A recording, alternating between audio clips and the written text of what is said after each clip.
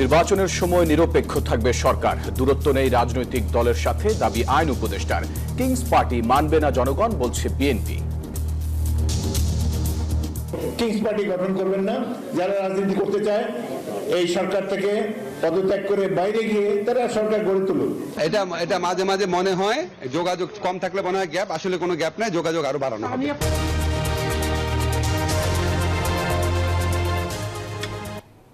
স্বাগত নিউজ 24 সংবাদের সাথে আছি আমি তানিয়া হারুন এবং আমি ফয়সাল মাহমুদ। দর্শক দেখছিলেন প্রধান শিরোনামে এছাড়াও থাকছে ইসিতে দুদকের অভিযান, জাল ইভিএম জব্দ, ডিসেম্বরে নির্বাচন চাইলে অক্টোবরের আগে প্রস্তুত থাকতে হবে জানালেন সিইসি। বিশ্বব্যাপী মার্কিন সহায়তা স্থগিতের সিদ্ধান্তে উদ্বেগ, চিঠি পায়নি ঢাকা, রোহিঙ্গাদের নিয়ে সংকট হবে না বলছে প্রেস উইং। হেলিকপ্টার থেকে গুলির ঘটনায় র্যাবের সাবেক ডিজিকে ধরতে পরোয়ানা, পুতুলের বিরুদ্ধে কানাডার নাগরিকত্ব থাকার প্রমাণ দুদকে।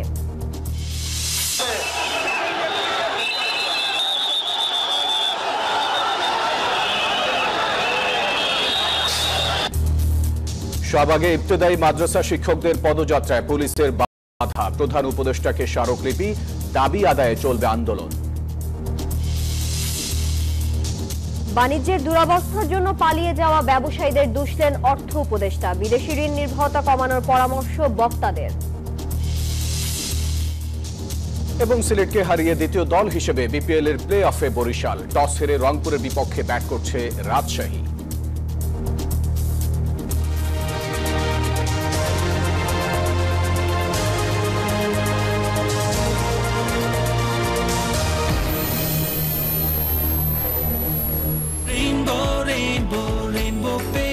Rainbow Paints, the color of joy.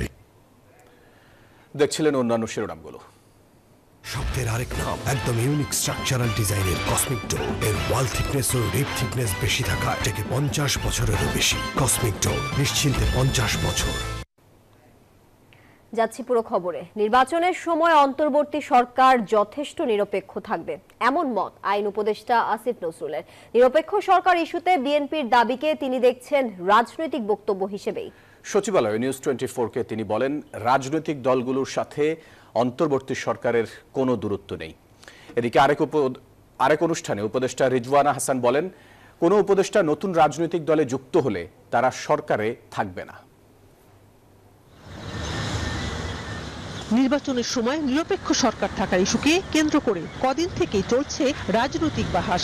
নানা মহলে সরকারে নিরপেক্ষতা নিয়ে প্রশ্ন ওঠার কথা বলছে বিএনপি। দলটির দাবি, দায়িত্বশীলরা পক্ষপাত দুষ্ট হলে সুষ্ঠু ভোটে লাগবে নিরপেক্ষ সরকার। তথ্য উপদেষ্টার মতে বিএনপির এমন দাবি ১১ সৃষ্টির পায়তারা। সব মিলিয়ে এক ধরনের দূরত্ব সৃষ্টি হয়েছে সরকার ও রাজনৈতিক দলগুলোর মধ্যে। আইন উপদেষ্টা আসিফ নজরুল নিউজ 24-কে জানান, অন্তর্বর্তী সরকারের সাথে রাজনৈতিক দলগুলোর কোনো দূরত্ব নেই। নিরপেক্ষ সরকারের দাবি বিএনপির রাজনৈতিক বক্তব্য। নির্বাচনের সময় অন্তর্বর্তী সরকারই যথেষ্ট নিরপেক্ষ থাকবে।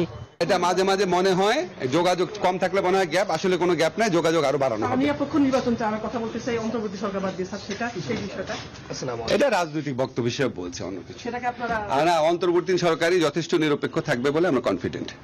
তবে অন্তর্বর্তী সরকারের মুখপাত্র ও পরিবেশ উপদেষ্টা বলছেন, কোন উপদেষ্টা রাজনৈতিক দল গঠনে যুক্ত হলে সরকার থেকে পদত্যাগ করতে হবে।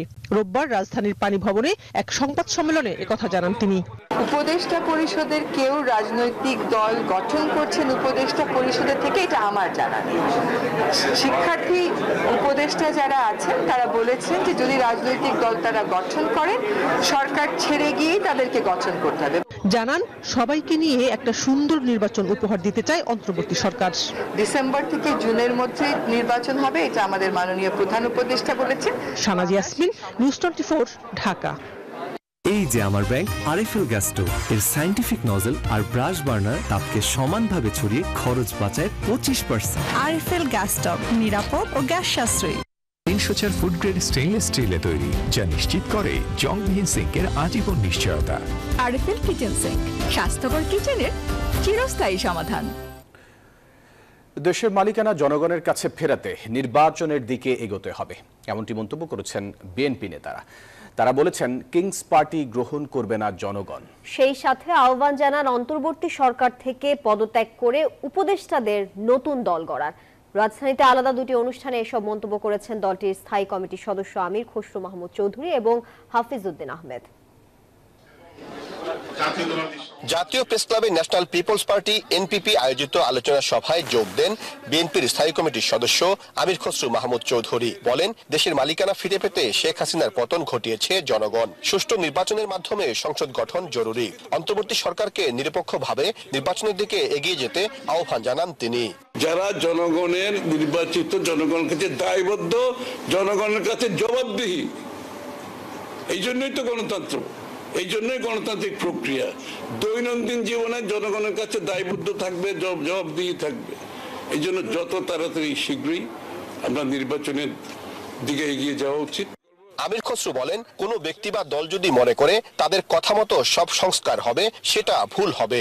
যেসব সংস্কারের বিষয়ে জাতীয় ঐকমত্য হবে তা দ্রুত বাস্তবায়ন করার আহ্বান জানান তিনি। পরিবর্তন, সংস্কার আমরা ঐক্যমতের পরিপ্রেক্ষিতে যা করতে পারি সেটা হবে, আর যেটা পারবো না আমরা জনগণের কাছে ফিরে যেতে হবে। বাংলাদেশের মালিক হচ্ছে জনগণ, এই কথাটা আজকে 15 বছর ধরে আমরা বলে আসছি, এবং জনগণের এই ক্ষমতায়নের জন্য মানুষ জীবন দিয়েছে, ত্যাগ করেছে।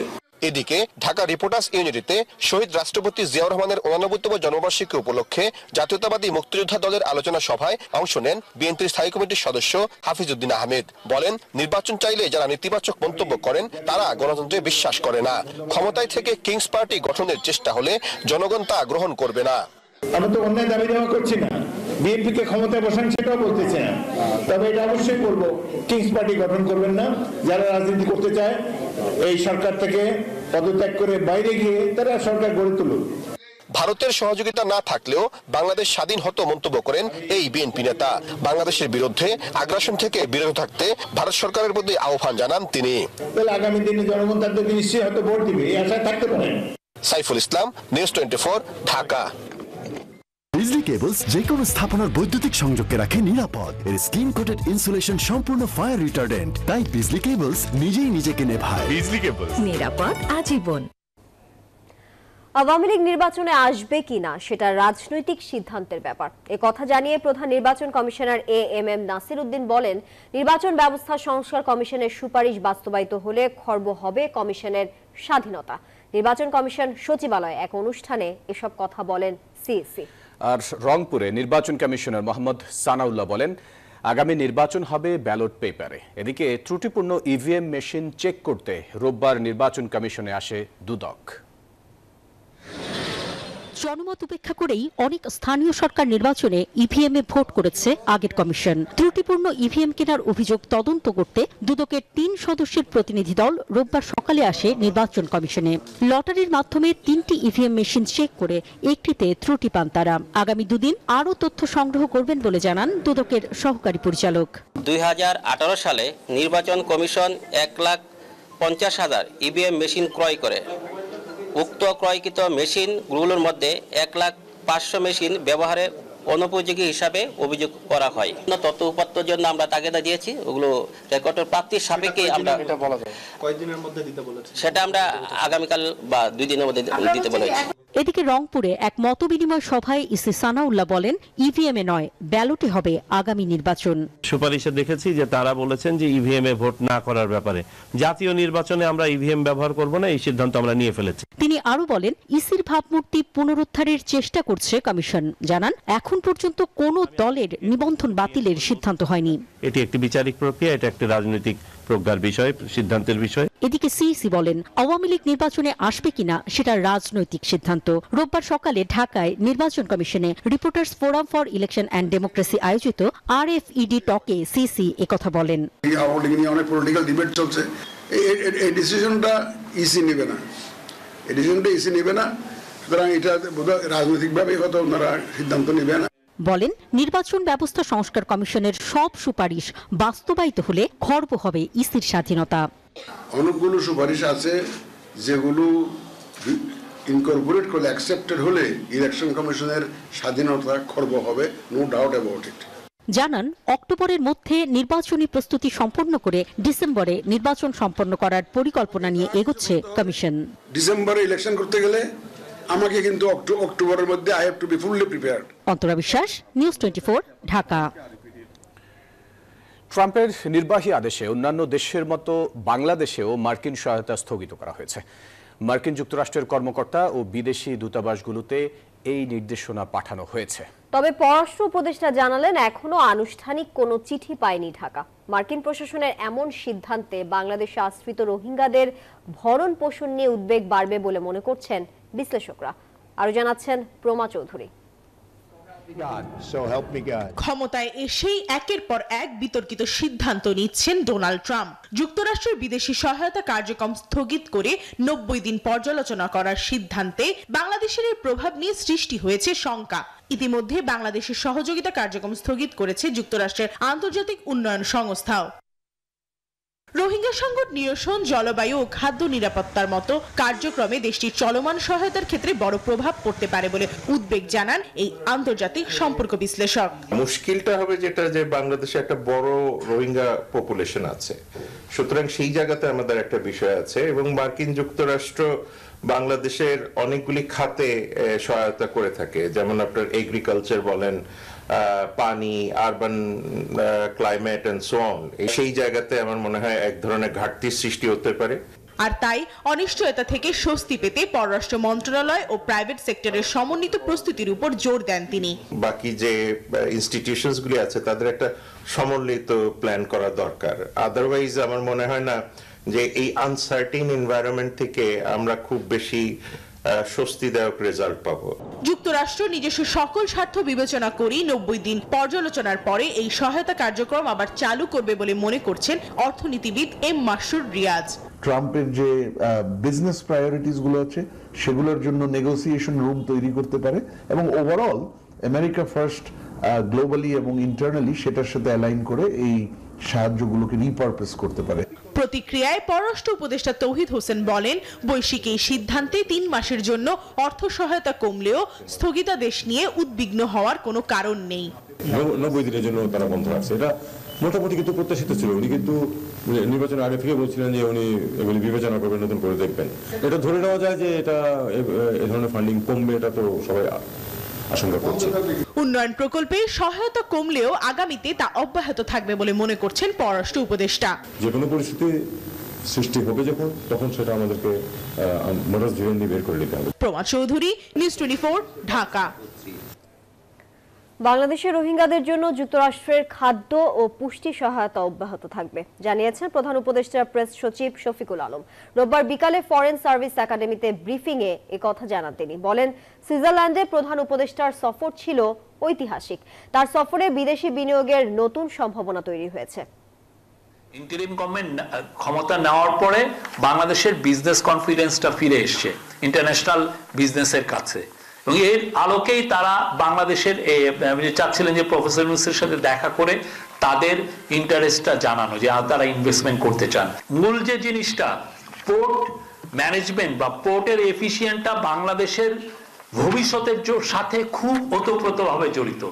আমাদের পোর্ট যদি এফিসিয়েন্ট না হয়, বিদেশি বড় ইনভেস্টমেন্ট বাংলাদেশে আসবে না।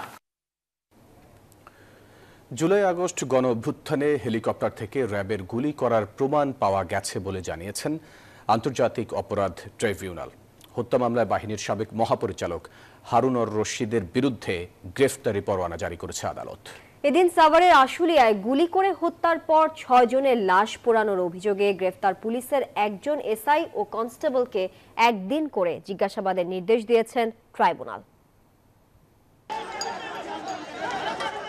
ছাত্র জনতার আন্দোলনে গোটা দেশ যখন উত্তাল, তখন মারণাস্ত্র ব্যবহার করে পাশবিক কায়দায় হত্যাযজ্ঞ চালায় আওয়ামী লীগের নেতাকর্মী ও আইন শৃঙ্খলা বাহিনী। এমনকি হেলিকপ্টার থেকেও গুলি চালানো হয় সাধারণ শিক্ষার্থী ও আন্দোলনকারীদের উপর, যার অভিযোগ ওঠে র্যাবের বিরুদ্ধে, যদিও র্যাব সে অভিযোগ অস্বীকার করে।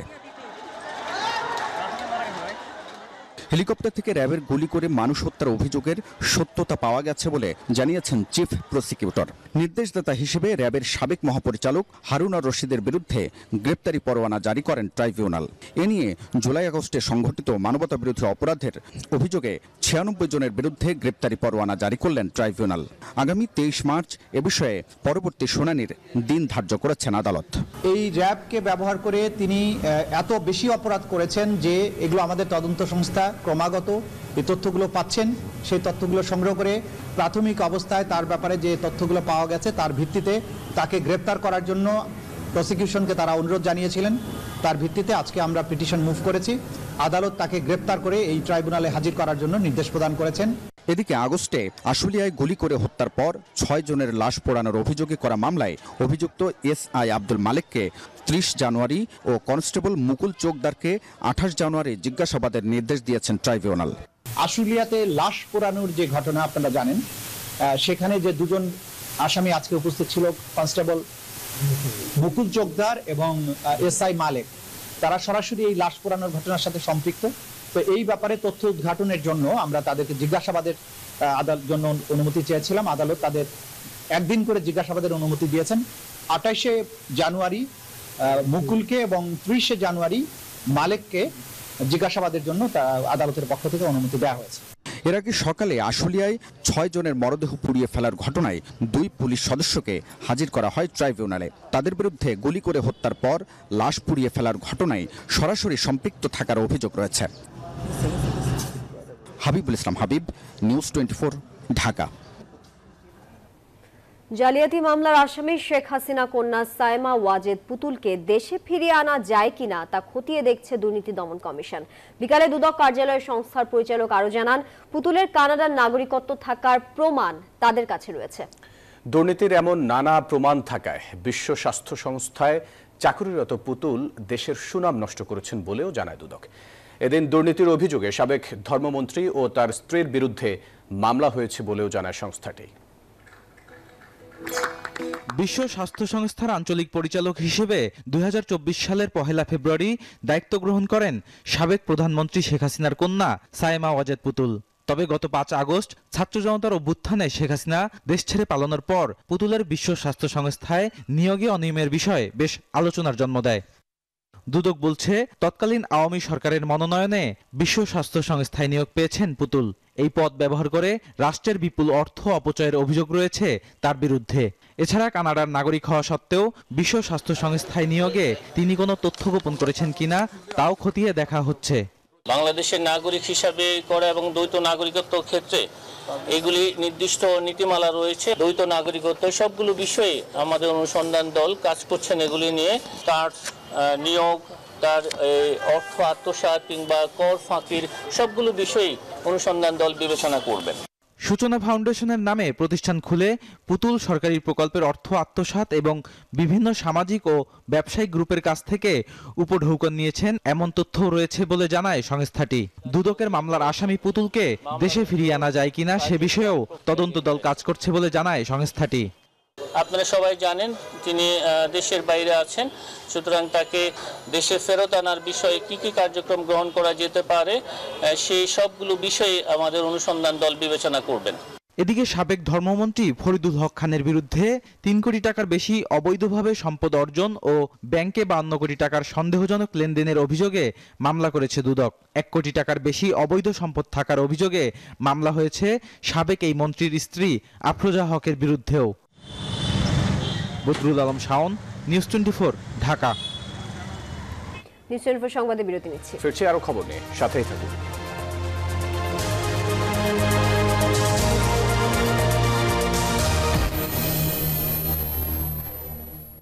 নুডলস খান নাই? তাহলে তো নুডলসই খান নাই।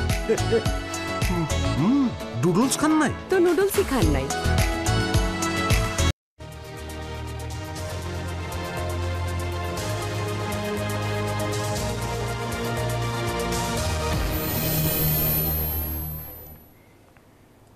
স্বাগত আরো একবার, দেখছেন নিউজ 24 সংবাদ। পুলিশের বাধায় শাহবাগে থামতে হলো মাদ্রাসার শিক্ষকদের স্বতন্ত্র ইবতেদায়ী মাদ্রাসা জাতীয়করণ করার দাবি। পরে প্রতিনিধি দলের মাধ্যমে স্মারকলিপি গ্রহণ করেছেন প্রধান উপদেষ্টা। তবে আন্দোলনরত শিক্ষকদের ওপর হামলার বিচার এবং সরকারিকরণের ঘোষণা না আসা পর্যন্ত আন্দোলন চালিয়ে যাওয়ার ঘোষণা দিয়েছেন শিক্ষকরা। শাহবাগ যেন দাবি আদায়ের প্রাণকেন্দ্র। জাতীয়করণের দাবিতে স্মারকলিপি নিয়ে প্রধান উপদেষ্টা কার্যালয় অভিমুখে পথযাত্রা করলে শাহবাগে তাদের আটকে দেয় পুলিশ। সমাগম ছত্রভঙ্গ করতে জলকামান ও সাউন্ড গ্রেনেড নিক্ষেপ করে পুলিশ। শাহবাগের মোড়ে আসার সাথে সাথে পুলিশ প্রশাসন ভাইরা আমাদেরকে বাধা সৃষ্টি করছে। পুলিশে ব্যারিকেড করছে, এই জলকামানে পানি দিছে এবং লাঠিচার্জ করছে। 6 থেকে 7 জন শিক্ষক গুরুতর আহত হয়েছে, অনেকের বুকে আঘাত লেগেছে, বুক ক্ষত হয়েছে। পুলিশি বাধার পর এই শিক্ষকরা সড়কে অবস্থান নেয়। এতে শিক্ষকদের এক দফার দাবি নিয়ে আলোচনার জন্য প্রধান উপদেষ্টা কার্যালয় থেকে ডাক পড়ে শিক্ষক প্রতিনিধি দলের। সেখান থেকে ফিরে তারা নতুন কর্মসূচির ঘোষণা দেন। যেহেতু পুলিশের মার খেয়েছি, শিক্ষক আহত হয়েছে, সেহেতু দাবি আদায় না হওয়া পর্যন্ত কোন শিক্ষক আন্দোলনের অবস্থান থেকে যেতে পারবে না, আমরাও যাব না। যতক্ষণ পর্যন্ত সিদ্ধান্ত না আসবে ততক্ষণ পর্যন্ত এই শাহবাগ রাস্তা আমরা ত্যাগ করব না।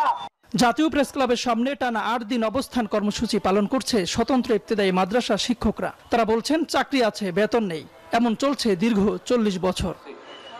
তাওহিদুল ইসলাম, নিউজ 24, ঢাকা।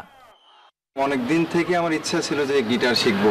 আমি যেহেতু স্টুডেন্ট, একবারে এতগুলো টাকাও ম্যানেজ করা সম্ভব হবে না। জানতে পারলাম বাবার মাধ্যমে যে বিকাশে সেভিংস করা যায়। এটা সবথেকে ভালো লাগে যে কম অ্যামাউন্ট দিয়ে করা যায়। ক্যাশ আউট করতে গেলে কোনো চার্জ লাগে না। বিকাশ ডিপিএস, টাকা জমায় সারা দেশ। নরসিংদীর রায়পুরায় আওয়ামী লীগের 2 গ্রুপের সংঘর্ষে একজন নিহত হয়েছেন। এই ঘটনায় আহত হয়েছেন অন্তত 10 জন।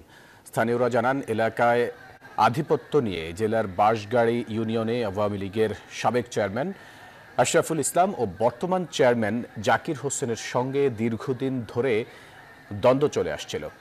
এরই জের ধরে আজ সকাল 7টায় সংঘর্ষে জড়িয়ে পড়ে দুপক্ষের লোকজন। এ সময় গুলিবিদ্ধ হন একজন, পরে হাসপাতালে মারা যায় সে।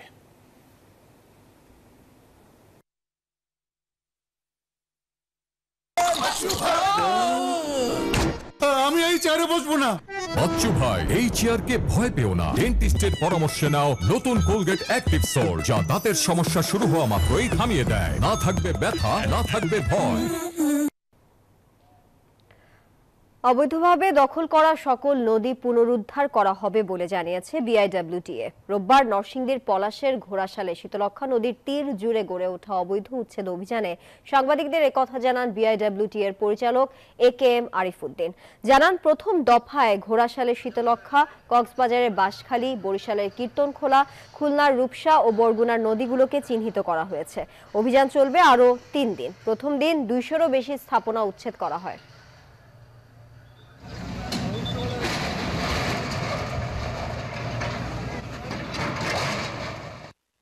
এলো instant milk powder happy cow, যেমন সাশ্রয়ী তেমনি পুষ্টিগুণে ভরপুর। আর এটা নিউজিল্যান্ডের গরুর দুধ। হ্যাপি কাউ, গরুর দুধের স্বাদ সবাই পাক। সরকার হস্তক্ষেপ ও নানাভাবে প্রভাবিত করলে স্বাধীন ও বস্তুনিষ্ঠ সাংবাদিকতা সম্ভব হবে না বলে মনে করেন গণমাধ্যম সংস্কার কমিশনের প্রধান কামাল আহমেদ। দুপুরে সিলেটে বিভিন্ন মিডিয়ার সাংবাদিকদের সাথে মতবিনিময় সভায় তিনি বলেন, সম্পাদকীয় প্রতিষ্ঠান শক্তিশালী ও স্বাধীনভাবে কাজ করবে, যেখানে মালিকদের প্রভাবমুক্তভাবে কাজ করার নিশ্চয়তা থাকবে। জানান, ফেব্রুয়ারির মধ্যেই ডিজিটাল নিরাপত্তা আইনে দায়ের করা মামলা প্রত্যাহার করা হবে। কপি সংগ্রহ করলো আমাদের তৈরি আর অনাচার সাংবাদিকতার নামে না হয় সংবাদের পর্যায়ে আবারও বিরতি নিচ্ছি, সাথেই থাকুন।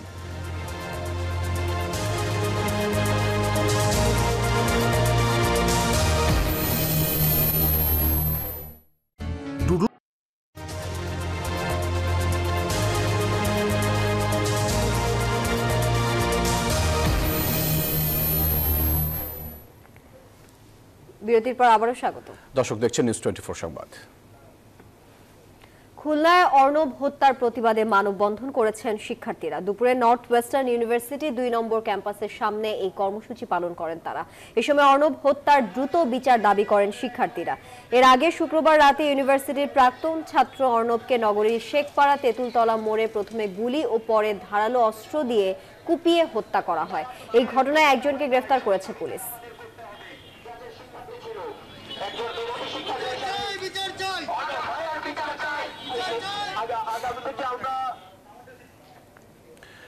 আইইউটির শিক্ষকদের বিরুদ্ধে অভিযোগের পাহাড়, বিচার দাবিতে সংবাদ সম্মেলন করেছে শিক্ষার্থী ও অভিভাবকরা। রবিবার জাতীয় প্রেস ক্লাবের মাওলানা মোহাম্মদ আকরাম খাঁ হলে আয়োজিত এক সংবাদ সম্মেলনে তারা এ দাবি জানান। তারা বলেন, শিক্ষকদের বিরুদ্ধে র্যাগিং, দুর্নীতি, একাডেমিক প্লাজিয়ারিজম এবং আর্থিক অনিয়মের বিরুদ্ধে আন্দোলনের প্রেক্ষিতে দীর্ঘদিন একাডেমিক কার্যক্রম বন্ধ থাকায় অভিভাবকরা গভীর উদ্বিগ্ন।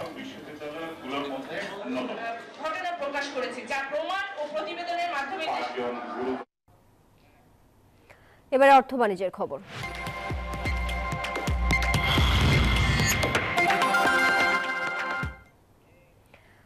বাণিজ্যের দুরবস্থার জন্য পালিয়ে যাওয়া ব্যবসায়ীদের দুষলেন অর্থ উপদেষ্টা। অর্থনীতি পুনরুদ্ধারে সরকার বাণিজ্য সম্ভাবনা কাজে না লাগিয়ে বিদেশি ঋণে বেশি নির্ভর করছে বলে মন্তব্য করেছেন সিপিডির নির্বাহী পরিচালক। এছাড়া রাজস্ব আহরণ বাড়াতে সারা বছরই অনলাইনে ট্যাক্স রিটার্ন দাখিল করা যাবে বলে জানিয়েছেন এনবিআর চেয়ারম্যান। রাজধানীতে এক সেমিনারে তারা এসব কথা বলেন।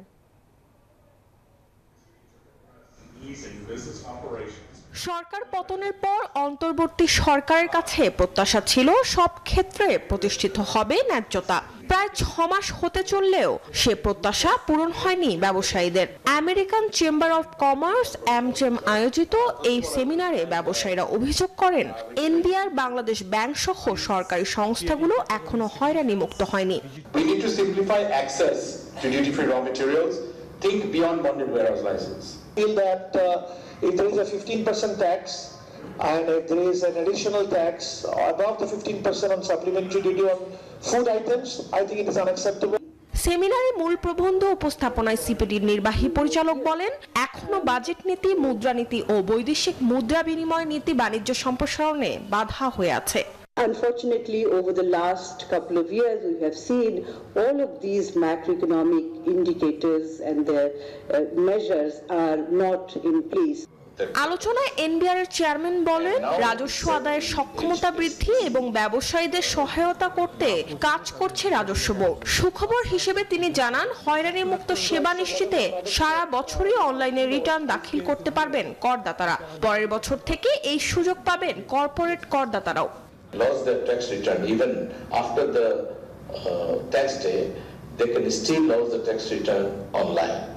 এই সময় বাণিজ্য সম্প্রসারণ নীতির ঘাটতির কথা স্বীকার করেন অর্থ উপদেষ্টাও। বলেন, বাণিজ্যের দুরবস্থার জন্য অর্থ লোপাট করে পালিয়ে যাওয়া ব্যবসায়ীরাই দায়ী। উপদেষ্টা জানান, সামষ্টিক অর্থনীতির উন্নয়নে 97টি নিয়ন্ত্রক সংস্থায় সংস্কারের উদ্যোগ নিয়েছে সরকার। Things have become a little difficult for the business people. First thing, the big people, the big business people, most of them are not in the country. They took away, physically they left, but they took away huge amount of resources along with them.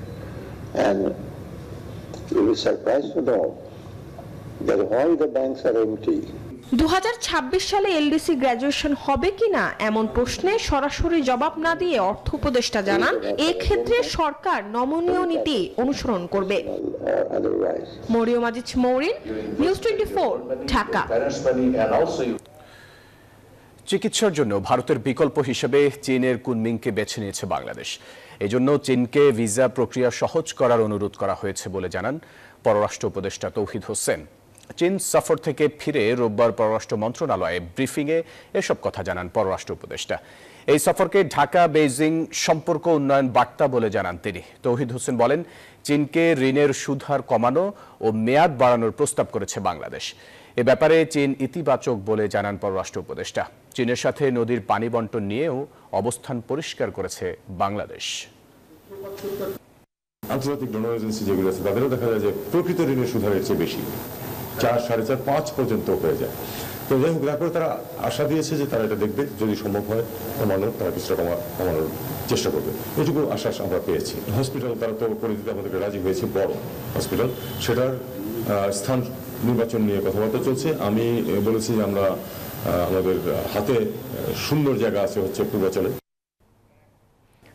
এবারে থাকছে আন্তর্জাতিক সংবাদ।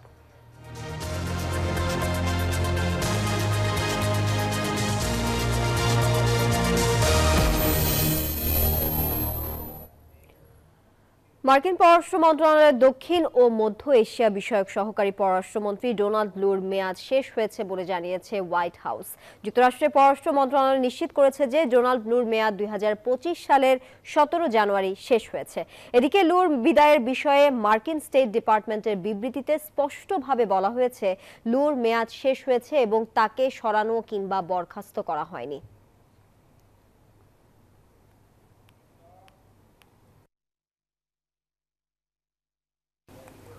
সংবাদের সময় হলো আরো একটা বিরতির, সাথে থাকুন।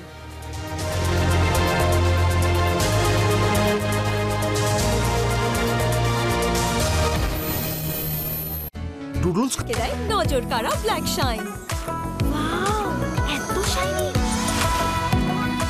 নজর কাড়া শাইন চুলের number 1 choice, new Sunsilk black shine.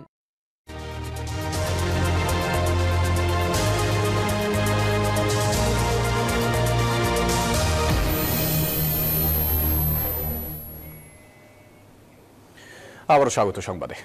এবারে খেলার খবর।